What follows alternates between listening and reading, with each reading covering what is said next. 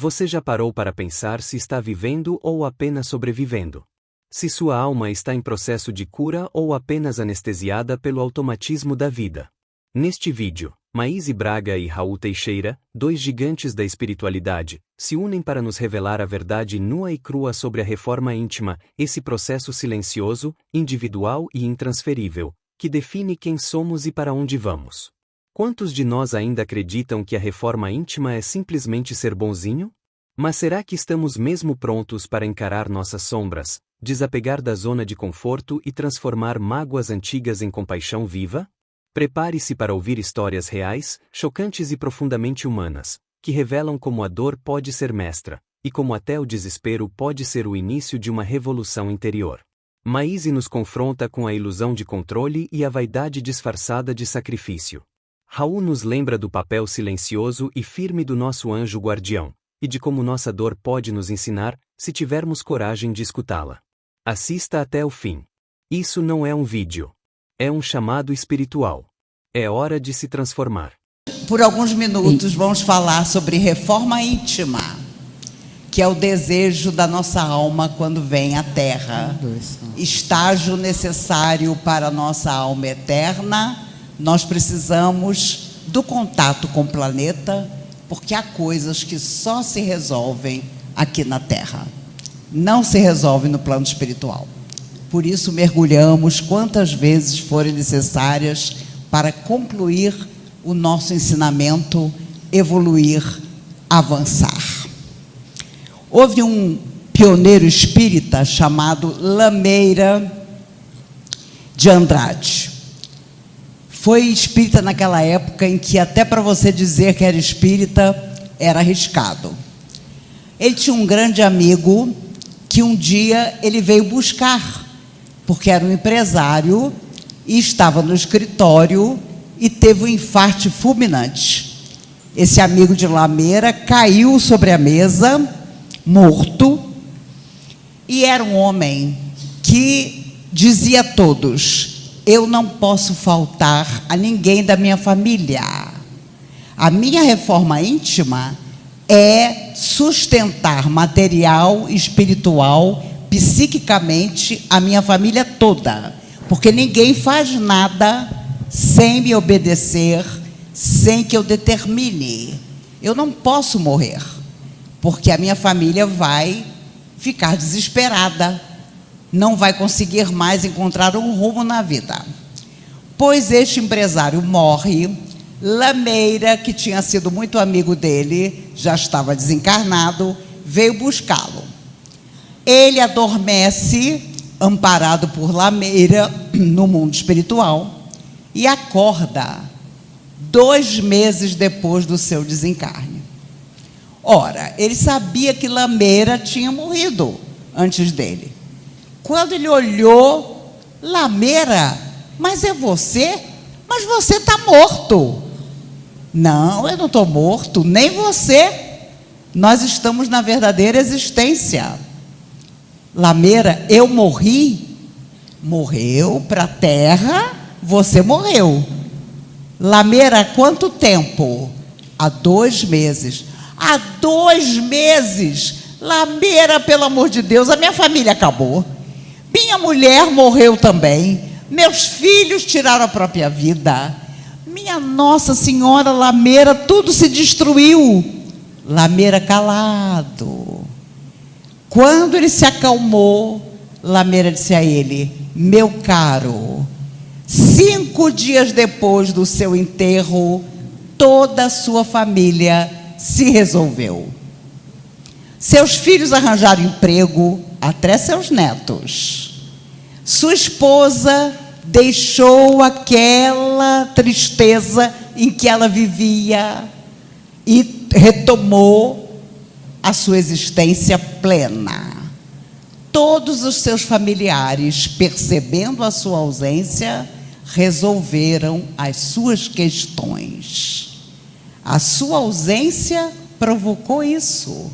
Enquanto você estava lá, todo mundo se escudava em você. Com a sua ausência, todo mundo teve que se virar.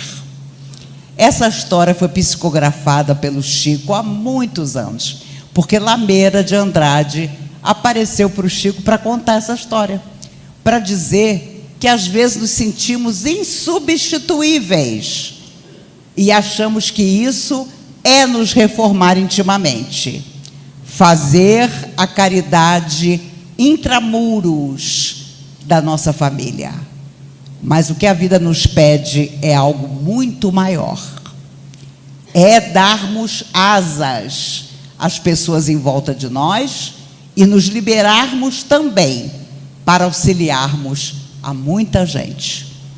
Quantos de nós nos sentimos insubstituíveis para descobrir depois do nosso desencarne que todo mundo pode e deve deixar uma lembrança de amor, mas ninguém vai morrer junto conosco por causa da nossa ausência. E é até falta de humildade acreditar que, não estando mais aqui, a humanidade inteira vai sentir a nossa falta. E não é assim. Nós temos que cuidar de nós, cuidando da vida em torno de nós, mas sabendo que um dia, olhando de lá para cá, daremos graças a Deus, porque as pessoas queridas aprenderam conosco a ser independentes de todas as maneiras. Quando Chico tinha 32 anos, ele sentiu uma dor no peito muito forte. Ele estava na cozinha da casa dele e começou a suar e teve certeza que ia morrer. Ele sentou-se num degrau da cozinha para o quintal e chamou por Emmanuel. Chamou com toda a força. A dor era enorme. Emmanuel apareceu e disse: "Você me chamou, Chico? O que foi?" "Ah, eu estou morrendo, eu estou sentindo uma dor no peito terrível. Se eu morrer, o senhor me recebe?" E Emmanuel respondeu a ele: "Ah, meu filho, eu não posso, porque eu tenho uma reunião importante." Na hora que o Chico ouviu aquilo, ele começou a morrer um pouco mais, porque ele pensou: meu Deus, eu estou pedindo a ele para me receber, eu sei que eu vou morrer, e ele está dizendo que não pode, porque tem uma reunião. Nisso, ele começou a passar pior. Vocês sabem como é quando você está sentindo uma dor, procura aquele remédio e não encontra, e descobre que tem que chamar a farmácia. Ele percebeu que Emmanuel estava mesmo ocupado, porque Emmanuel desapareceu. E a dor piorou, porque aí já entra o emocional. E ele então chamou por Irmã Sheila. Irmã Sheila apareceu. Qual espírito amigo ia negar aparecer para o Chico? Irmã Sheila apareceu e Chico disse: "Irmã Sheila, eu já pedi a Emmanuel, mas ele disse que se eu morrer agora, ele não pode me receber porque ele tem uma reunião. Se eu morrer agora, a senhora me recebe?" "Oh, meu filho, eu tenho uma reunião com Emmanuel justamente." Aí ele ficou mais desesperado ainda. Ele pensou: meu Deus, todo mundo está nessa bendita reunião. Ninguém vai me tirar do corpo e me levar para o lado de lá. Irmã Sheila desapareceu. Aí é que ele já estava praticamente se jogando nos degraus, quando ele lembrou de Dr. Bezerra de Menezes, essa alma magnífica.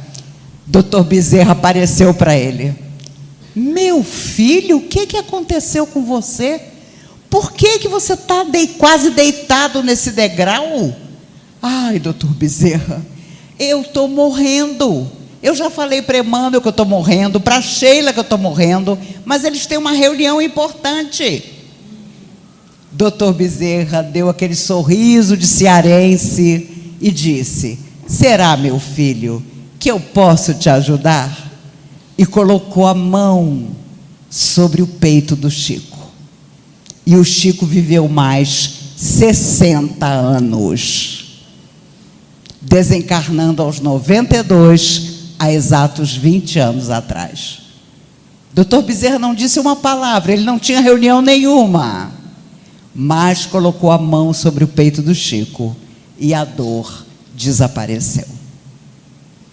Quando nós nos reformamos intimamente, a nossa fé é tão grande que não precisamos chamar, porque sabemos que as forças do bem estão conosco. É claro que o Chico sabia, mas no pavor da dor que ele estava sentindo, ele teve receio de morrer ali, caído na cozinha, e de não ser auxiliado por ninguém para chegar do outro lado. Quando nós pensamos que em todos os instantes da nossa existência os nossos protetores se fazem presentes, nos vem a tranquilidade de quem saiu do espaço para progredir na Terra e de quem vai voltar com o progresso realizado. Havia um homem em Uberaba que bebia muito e todo sábado ele ia até a casa do Chico, bêbado, para ver sair as caravanas que iam visitar o Chico. E ele já chegava cantando aquelas músicas antigas do Nelson Gonçalves, do Silvio Caldas, do Orlando Silva. Não sei se vocês são espíritas, mas os espíritas têm vergonha pelos outros. E quando o bêbado chegava, as caravanas logo se apressavam. Ah, Chico, lá vem aquele homem. Vamos embora, porque ele desata a cantar. O Chico, com a sua tranquilidade, dizia: meu amigo, que bom que você chegou. Cante aquela música que eu gosto, do Orlando Silva. E o bêbado cantava. E as pessoas enlouquecidas. Porque espírita, quando enlouquece, é quase para toda a vida. Agora, meu filho, aquela do Francisco Alves, boa noite, amor. E o bêbado atacava de boa noite, amor. As pessoas malucas, querendo ir embora dali, arrastando o Chico. Agora, meu filho, uma última, você escolhe. E o bêbado: ah, eu vou cantar uma do Carlos Gregório. Ninguém sabia quem era Carlos Gregório, mas o bêbado sabia. E tasca Carlos Gregório. Agora, meu filho, nós precisamos ir, porque as nossas famílias estão precisando de nós. Até o próximo sábado. E saiu. E o bêbado, completamente refeito, porque nem preciso dizer a vocês que cada música que ele entoava, a bebedeira desaparecia. Ele estava ali, na porta da casa do Chico. Deus te abençoe, Chico Xavier. Ele virou-se para um amigo meu, Mauricinho, e disse: o Chico sabe por que eu bebo. Eu tinha só uma filha de 6 anos de idade. Um dia atravessávamos a rua, o ônibus nos colheu e eu fiquei só com o braço dela na minha mão. O corpinho dela foi esmagado e eu nunca me esqueci dessa cena. Por isso, Chico Xavier me abençoa, porque eu bebo para esquecer. E cada vez que eu bebo, eu venho até aqui. E cada vez que eu canto, eu me lembro da minha filha e saio daqui curado das bebidas que eu tomei. Quando nos reformamos intimamente, nós sabemos que tudo tem motivo, tudo tem a sua razão de ser. E quando queremos ser reformados intimamente, nós temos a sutileza, a sensibilidade de entender o outro do jeito que ele é, para que ele se torne sempre melhor. Cada vez que nós não aceitamos o outro como ele é, ele dá um estacato no seu processo de evolução e muitas vezes se perde em considerações difíceis e nós deixamos de auxiliar realmente. E auxiliando o outro, nós estaremos com certeza nos transformando. Quando a Segunda Guerra estava acontecendo, os artistas de Hollywood eram convidados a se apresentar na frente de batalha para os soldados. E a maioria aceitava o convite. Os helicópteros da Força Aérea os levavam, eles se apresentavam e voltavam. Havia, na época, um comediante que o mundo inteiro adorava, chamado Jimmy Durante.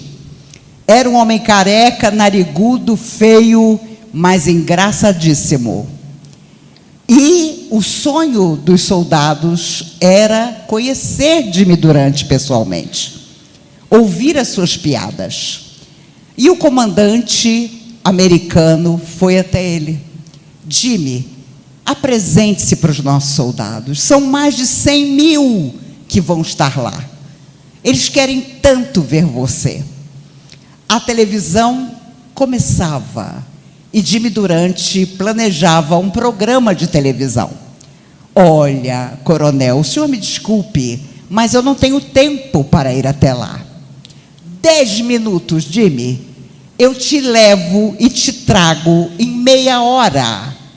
Você se apresenta, fala, conta algumas piadas e eu te trago de volta. Jimmy Durante aceitou. Ele vai até os soldados, sobe no palco, começa a contar as suas histórias. Passam-se 20, 30, 40, 50 minutos. O coronel já tinha mandado desligar o helicóptero, sem entender. Jimmy ficou 1h10 deslumbrando os soldados. Tantos deles morreriam dias depois nas batalhas. E quando a cortina se fechou, o coronel foi até ele e disse: Jimmy, eu não entendi nada. Você disse que ia falar só 10 minutos. Ficou mais de 1 hora se apresentando. O que foi que aconteceu? O que fez você mudar de ideia? E Jimmy, com os olhos cheios de lágrima, abriu um pouco a cortina e disse: olhe ali na primeira fila. Na primeira fila havia 2 soldados. Um tinha perdido o braço esquerdo, o outro tinha perdido o braço direito. Sentaram-se juntos para juntos aplaudir. Como eles, cada um tinha perdido um braço, não iam conseguir aplaudir sozinhos, se juntaram para juntos aplaudir. E Jimmy disse: foi por isso que eu não consegui parar de contar as histórias, porque me comovi completamente ao ver que os 2 se uniram para me aplaudir, cada um com um braço. Nunca permitamos que alguém, em qualquer momento da nossa vida, no nosso processo de nos reformar, nos diga que nós somos só metade do que nós sabemos que podemos ser. Não há covardia maior do que essa. Não permitamos, seja quem for, que nos diga que nós somos só metade, quando sabemos que podemos ser inteiros na nossa dimensão. Houve um homem impressionante que morou em Ituiutaba, chamado Jerônimo Mendonça. Ele teve uma doença progressiva que o afetou do pescoço para baixo. E, durante a vida, ele era levado pelos amigos na cama, em todos os lugares, para fazer palestra, para falar de Jesus. Ele foi à comunhão muitas vezes, nos brindando com a sua presença. Mas todo mundo que olhava para o Jerônimo dizia: coitado do Jerônimo, meu Deus, eu não aguentaria essa prova. coitado do Jerônimo. E ele começou a passar muito mal, começou a ficar muito mais doente e pediu aos amigos: me levem até o Chico, porque eu vou morrer e quero me despedir do Chico. Quando ele chegou à frente do Chico, durante a viagem de Kombi, ele tinha passado tão mal que o seu lençol tinha sido trocado várias vezes na estrada. Aquela multidão na frente do Chico, e o Chico olhou e disse: Jerônimo, o que você veio fazer aqui, meu filho? Ah, Chico, eu estou morrendo, eu vim me despedir de você. E o Chico disse: é verdade, Jerônimo, você está morrendo. Já imaginaram você ir a Uberaba e o Chico olhar para você e dizer que você está morrendo? Ele, pucutufe, quase que morreu ali. Foi para um cantinho, esperou sair a última pessoa, o Chico veio até ele. Você está muito doente, Jerônimo. De que, Chico? Eu já tenho tudo, já tenho todos os problemas. Ah, meu filho, você está vivendo o pior de tudo, a síndrome do coitadinho. Coitadinho do Jerônimo. Coitadinho. Ele não vai sobreviver. Não sei como ele vive. O que? Essa doença existe? Existe, Jerônimo. E você está padecendo dela. Todo mundo que diz que você é coitadinho, você acredita. Quando, na verdade, você está passando por uma prova da qual você vai um dia sair vitorioso. Faça alguma coisa da sua vida. Não seja coitadinho. E ele viveu mais 34 anos, correndo o Brasil na cama para falar de Jesus a todas as pessoas. Reforma íntima? Vamos cortar a síndrome do coitadinho da nossa existência. Seja o que for que aconteça, não permitamos que ninguém diga o quanto tem pena de nós. Porque não precisamos disso.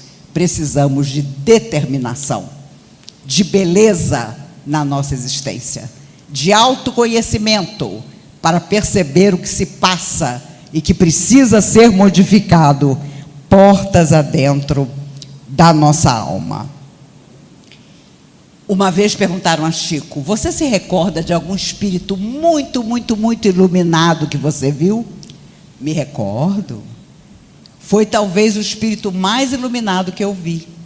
E Emmanuel me contou que ele foi um centurião na época de Jesus. Quando começaram a procurar Jesus para prendê-lo e crucificá-lo, o centurião foi até César e disse: não precisa procurar por Jesus, eu sei onde ele está. Você sabe onde Jesus está escondido? Me diga agora. Ele está aqui, dentro de mim, no meu coração. E implacável, César disse: ah, é? Então arranquem-lhe o coração. E Emmanuel mostrou ao Chico, no quarto do Chico, o espírito daquele centurião. O Chico ficou cego, porque a luz que saía da altura do peito daquele antigo centurião era tão grande que ofuscava o quarto inteiro. Porque aquilo não tinha sido só reforma íntima, tinha sido a mais profunda esperança, a mais profunda fé. Para nos reformar intimamente, precisamos pedir a Jesus que viva dentro de nós, para que ele saia de nós na direção do nosso semelhante. Uma vez perguntaram ao Chico: Chico, quando você faz uma coisa errada, você pede desculpa a Jesus? Peço. Como é que você faz? Você não fica com vergonha? E o Chico: muita. O que você faz? Eu sento quando acordo e começo a minha prece dizendo: Senhor Jesus, aqui estou eu, mais uma vez. Chico, como é que você passa dos 90 anos com tanto problema de saúde? Ah, eu tenho um segredo. Qual é, Chico?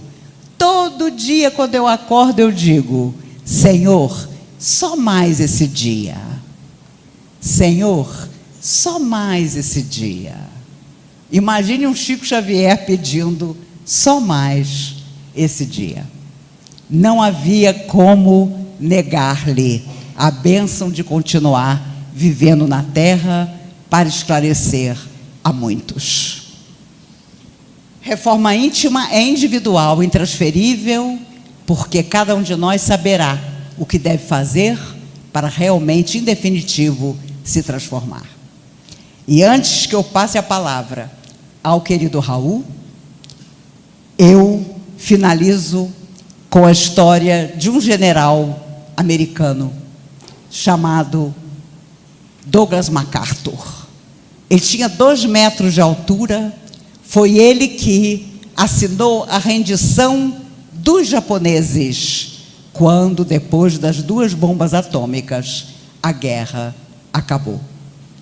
Mas quando ele tinha 18 anos, ele sonhava modificar a sua vida para melhor. Ele já estava no exército e ele foi a um baile. E no baile ele conheceu uma menina de 14 anos e na hora que olhou para ela, se apaixonou. Antigamente era assim. Hoje os rapazes dizem eu te amo com uma facilidade impressionante. E às vezes a gente acredita. Mas ele se apaixonou de verdade naquela noite e pediu ao pai da menina para tirá-la para dançar. Naquela época, você tinha que pedir permissão ao pai da menina para tirar a menina para dançar. E ele pediu. O pai da menina concedeu. E ele saiu bailando com ela. Ele reparou que em cima de cada mesa tinha um copinho com amendoim. Dica para os homens da plateia.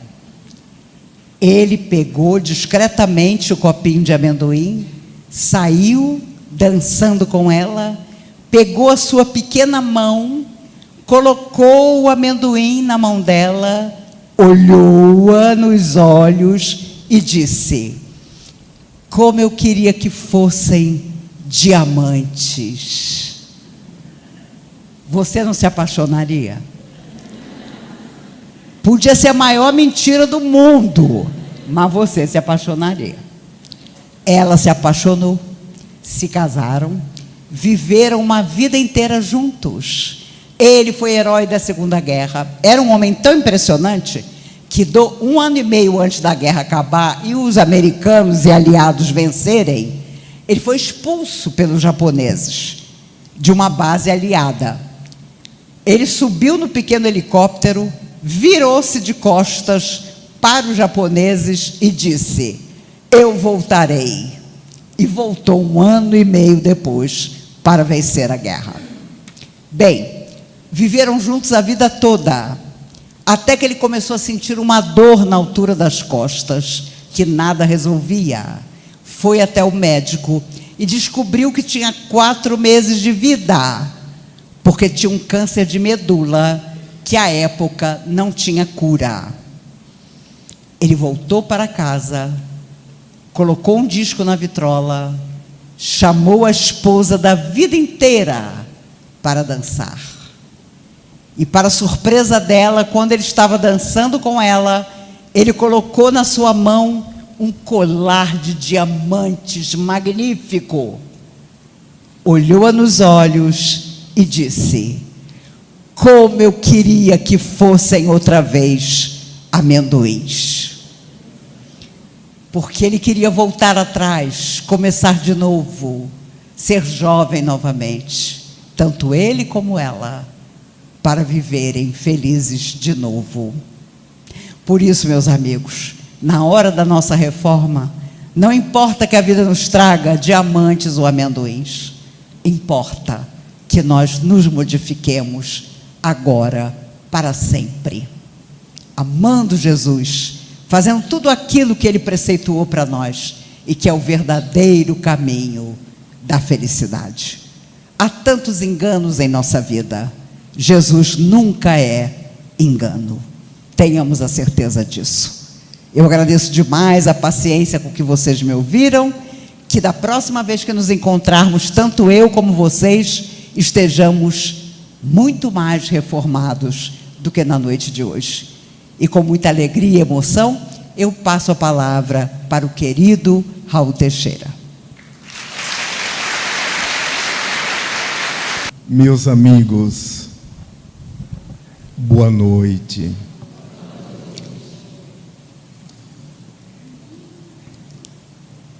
Na escalada da reforma íntima,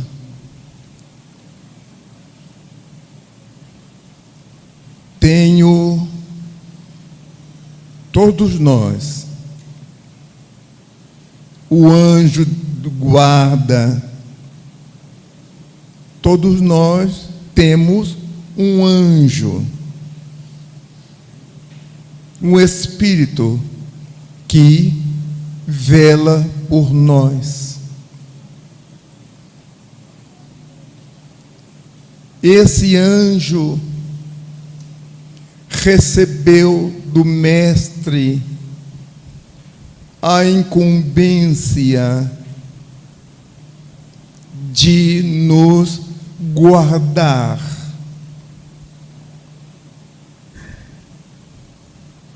Todos nós temos esse anjo.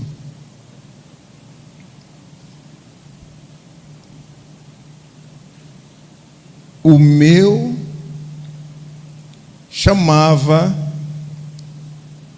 Camilo. Quando eu estava começando na mediunidade,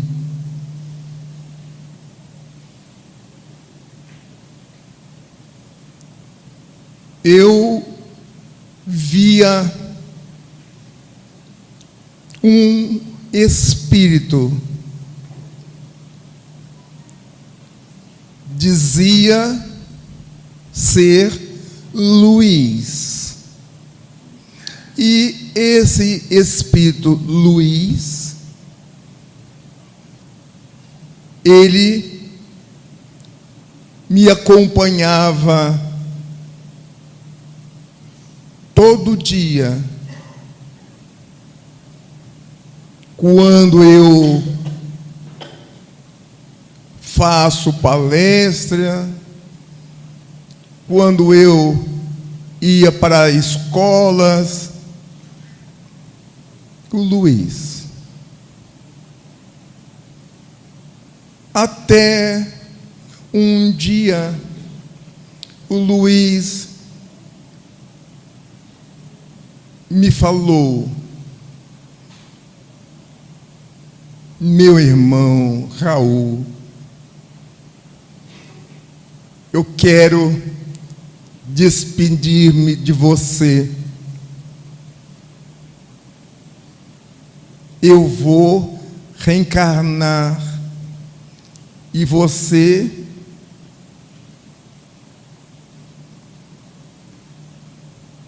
está com nosso anjo guardião, o Camilo. Eu estava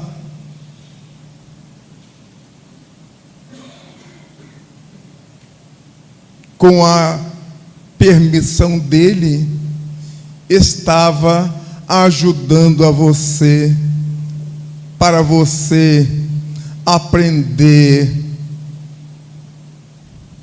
a escrever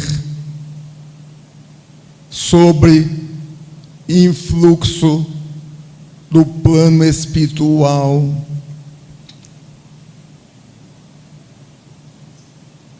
Quero dizer-te, quando eu reencarnar-me, quero que você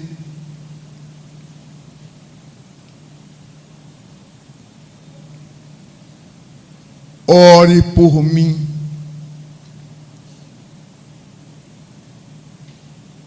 E o Luiz nunca mais voltou. Na mesma reunião, eu vi um padre franciscano, jovem, era o Camilo.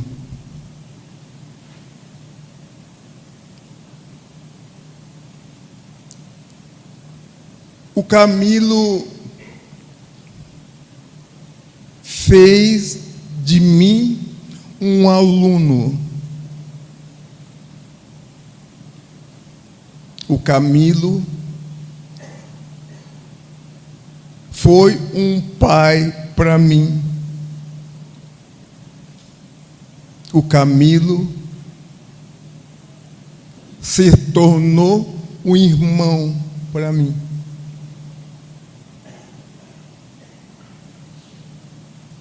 Até que um dia o Camilo me falou: meu filho, vocês, todos nós, temos um anjo guardião. Eu também o tenho. Toda família tem um anjo guardião da família. Nos bairros tem o anjo guardião do bairro. As cidades têm guardião da cidade. No país tem o guardião. No Brasil, Ismael. E o mundo, Jesus. Esse anjo guardião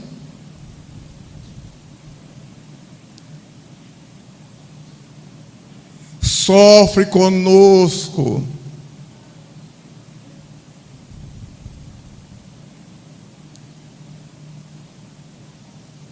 Sente alegria conosco.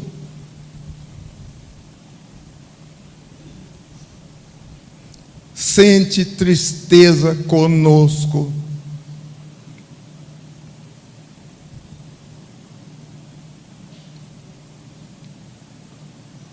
Por isso,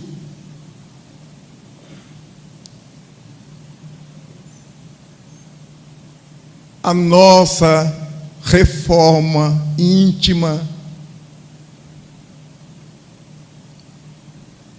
só precisamos de vontade.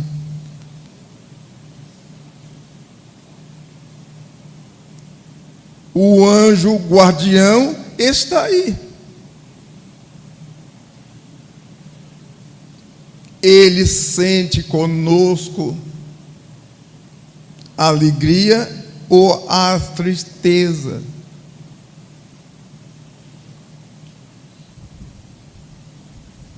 O anjo guardião da família, nossa família, sente a alegria ou tristeza da nossa família. Quando as pessoas me falam dos dramas delas, muitas vezes eu vejo o Espírito que guarda essa pessoa. Muitas vezes esse Espírito me fala: não liga, Raul. não liga. Ela aprendeu a se queixar. Quando vê um médium, ela aprendeu a queixar-se. Não liga. Trata bem, não liga. E, entanto, vejo muitos espíritos. Raul, ore por ele, por ela. Ela está no auge do sofrimento. Ela não quer estudar o Evangelho. Ele não quer estudar o Espiritismo. Por isso, a dor delas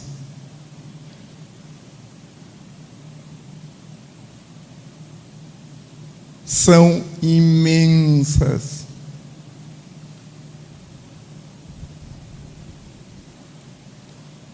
Meus amigos, vamos fazer forças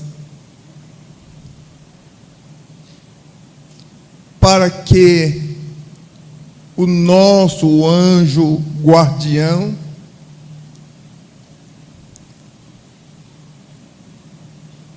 traga a nossas vidas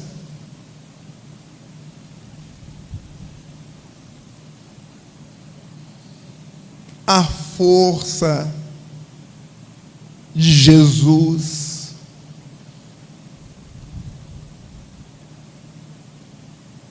O anjo guardião, ele não pode fazer as coisas por nós. Ele só é anjo guardião.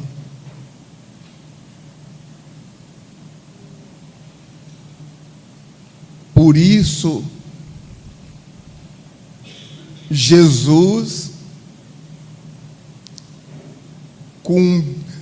incumbiu-lhes para ser anjo guardião nosso.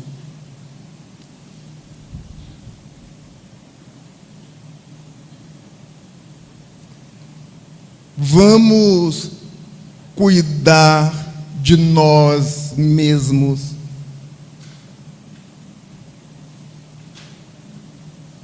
Todos nós temos forças para fazer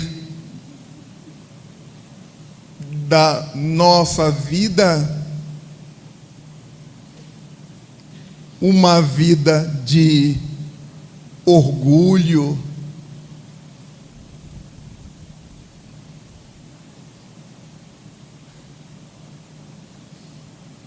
todos nós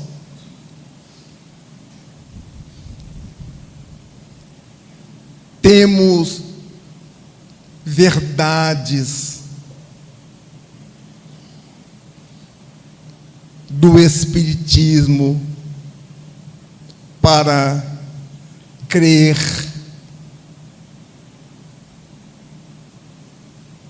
Todos nós temos forças para fazer com que nosso mundo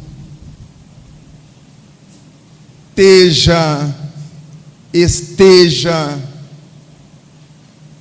um mundo de alegrias. Só que quando folheamos os jornais ou ouvimos as notícias das guerras, da violência,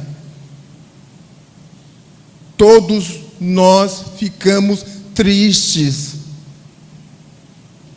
e não sabemos o que é o Cristo. Não sabemos que o Cristo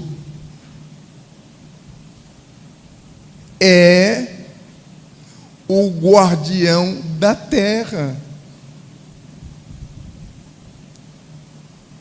Se o Cristo é guardião da terra, Ele está vendo.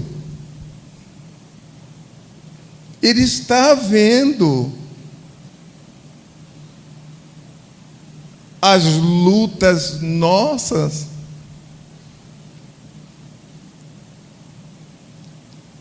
Agora, as lutas nossas são as lutas nossas, não é dele.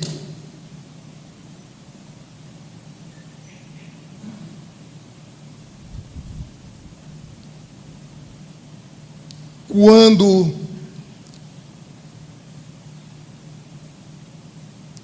faço parte das conversas dos amigos espíritas, esses amigos gostam de falar das reencarnações deles. Eu não vejo das falas nenhum que era ladrão, prostituta. Não, só reis e rainhas, coronéis. Aí, logo vemos que a terra está cheia de rainhas e reis, de escola de samba,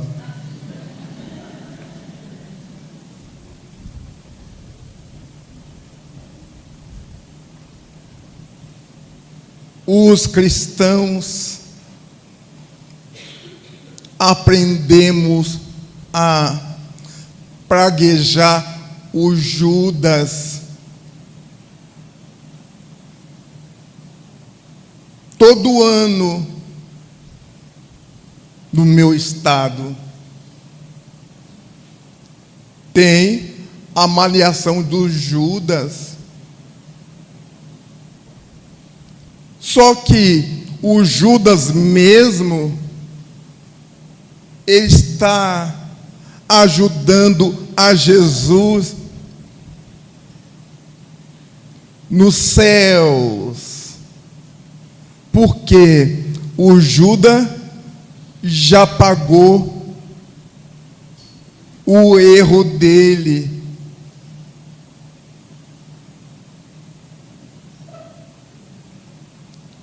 Só que o povo não sabe disso.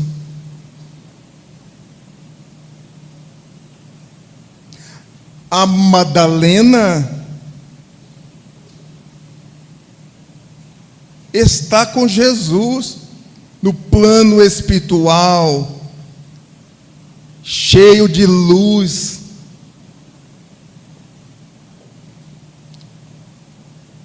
O povo não sabe disso.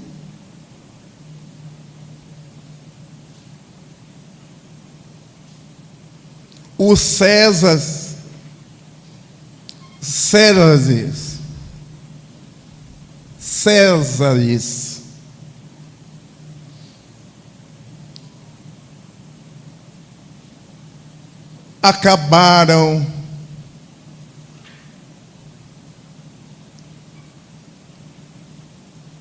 acabaram os sofrimentos deles.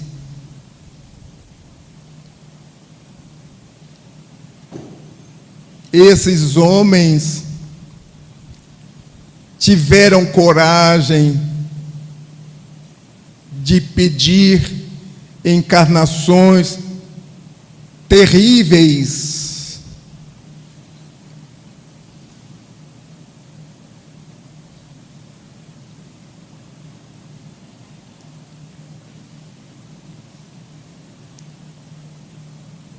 Conclusão: muitos cristãos não sabem que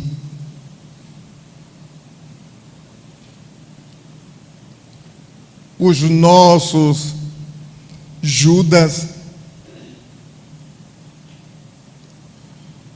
Magdala,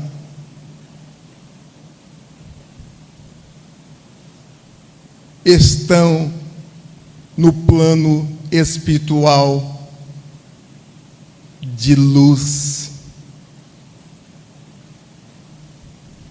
Vamos ajudar ao nosso anjo.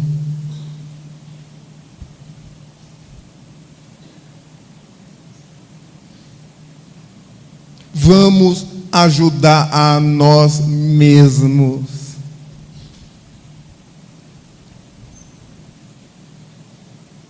Quero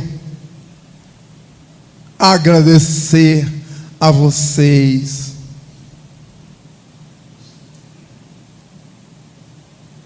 pela paciência comigo. Agora eu estou falando bem a beça.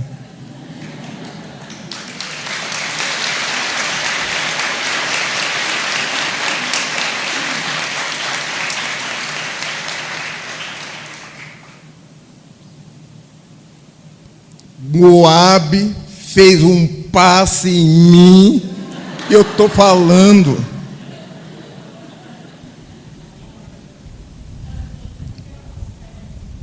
Meus amigos, muito obrigado